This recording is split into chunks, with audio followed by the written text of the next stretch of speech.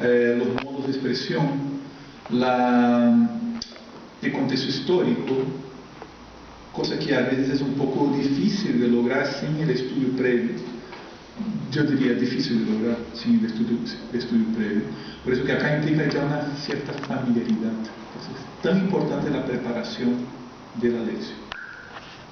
Y esto nos va a permitir descubrir el sentido literario de la palabra, que es el primer sentido de la escritura, lo que dice el en sí del texto. Ahora bien, ese en sí del texto tiene algo más profundo, tiene algo más que está más dentro y que no necesariamente se ve, que se ve desde la fe, se ve con los ojos de la fe, pero también de los ojos del estudio objetivo, que es el contexto teológico.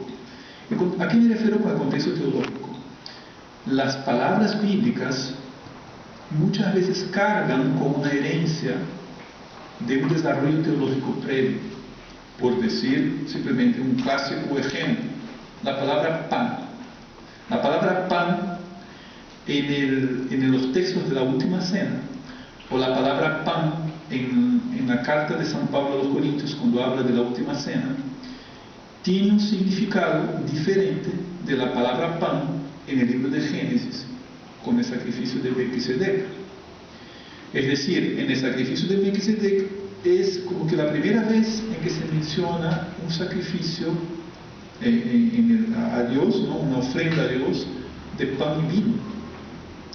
Esto va teniendo un desarrollo, el pan y el vino tienen un desarrollo teológico a lo largo del Antiguo Testamento. Podemos hablar del maná en el desierto, podemos hablar de los panes de la purificación, de los panes en el templo, y así el pan va teniendo un desarrollo teológico a lo largo de la historia de Israel y va a entrar en el Nuevo Testamento con toda esa carga teológica.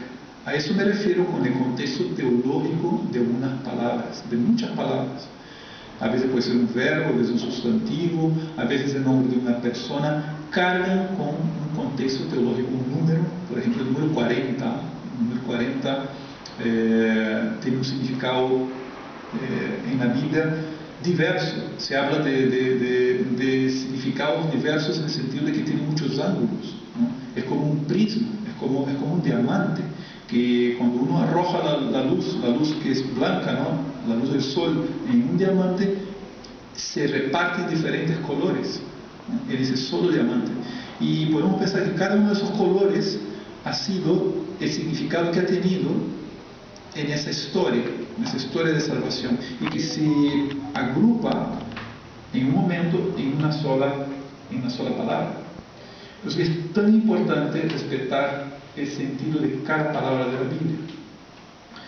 Entonces, tener familiaridad con el contexto visible e invisible, el sentido literal y el sentido espiritual, es fundamental para que la lectura sea fructífera.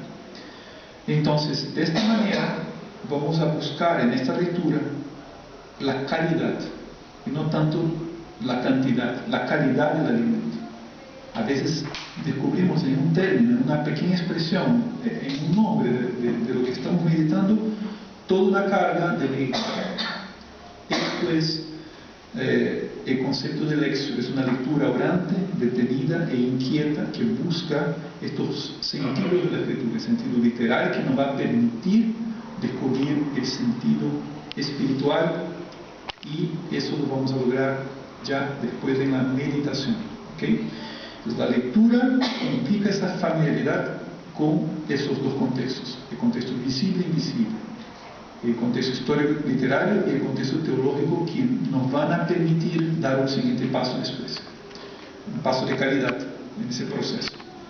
Entonces, eso sería en esta parte hablar de qué cosa es la lección. Vamos a seguir hablando sobre ese concepto de lección, que tiene varios aspectos más, pero este acá es un aspecto fundamental.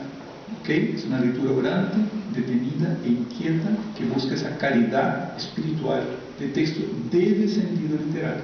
¿Okay? Sigamos entonces con la siguiente parte.